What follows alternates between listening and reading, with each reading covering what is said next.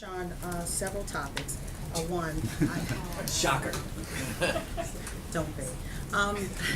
You heard the question that I lobbed at the Attorney General about the hate crime that happened in New York. The white supremacist who went to New York and targeted a black man. Hate crimes are on the rise. What do you say? What is this White House saying about this obvious, apparent hate crime?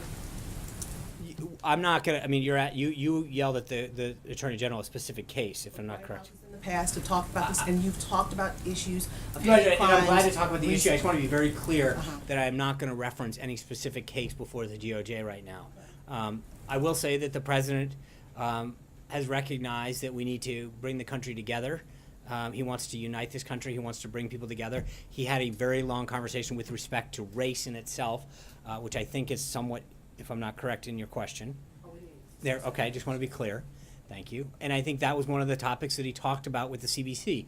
Some of the issues with respect to crime and education and some of the solutions that they suggested that could be done during their meeting. And I think those are the kind of things that I think we can continue that conversation. Okay, Sean, unfortunately, there's been a rise in hate crimes when it comes to different groups, to include anti-Semitic crimes. Yeah, and But you've commented from that podium. This is clear. This gentleman in his jailhouse gave a statement to a reporter talking about he wishes the man were younger and he was a thug that he killed.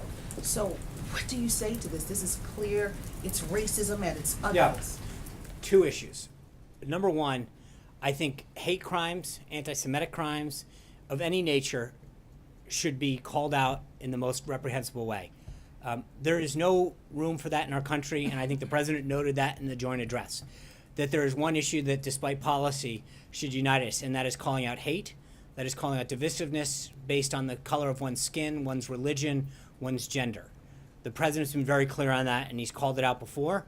He's, with respect to certain particular situations, he made it very clear at the opening of his joint address. That's what he led with, is a call to denounce hate no matter where we come from politically. He's also talked about it the night that he took the stage on that Wednesday morning around 2:40 a.m.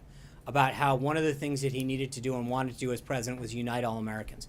But I think that there's one other piece to this, April, that I just want to be clear on. While we unequivocally, no question about it, need to call out hate, anti-Semitism where it exists, there is another thing that we have to do. And in your case in particular, while I don't know all of the details and I don't want to reference any specific case, but I think we saw this the other day with some of the anti-Semitic behavior that was going out with respect to people of the Jewish faith, is that we saw these threats coming into Jewish community centers, and there was an immediate jump to criticize folks on the right and to denounce people on the right and ask them to condemn them. And it turns out that, in fact, it wasn't someone on the right, and it was the president from the get-go had said, I bet you it's not someone, and he was right. And yet, oh no, I understand that, and that's I'm saying he's a white supremacist. I understand that, and I think in those cases, there's no question, black and white, we need to call out all instances of this. But that being said, while we're on the topic, I do think that there has been a rush to judgment in a lot of other cases when it comes to, in particular, some of the anti-Semitic discussion,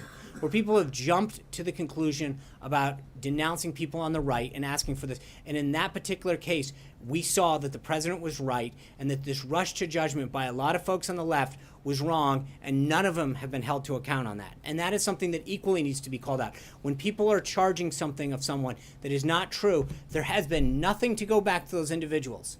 Nothing on the left who came and asked for everyone on the right to denounce something that they weren't guilty of. And I think that there needs to be an equal go back in time and call out those individuals for rushing to judgment and calling out those individuals. My second topic, and I'm done.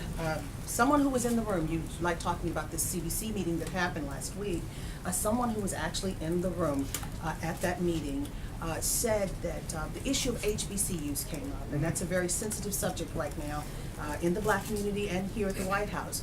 The issue of HBCUs came up, and it's Omarosa said that she would be the one heading the HBCU office at the White House, and the president did not make a response confirming or denying. Will this be the case? Is this the case? We don't have any announcements to make. I assume that you're referring to the executive order, and we don't have anything to announce on that subject at this time. Chris.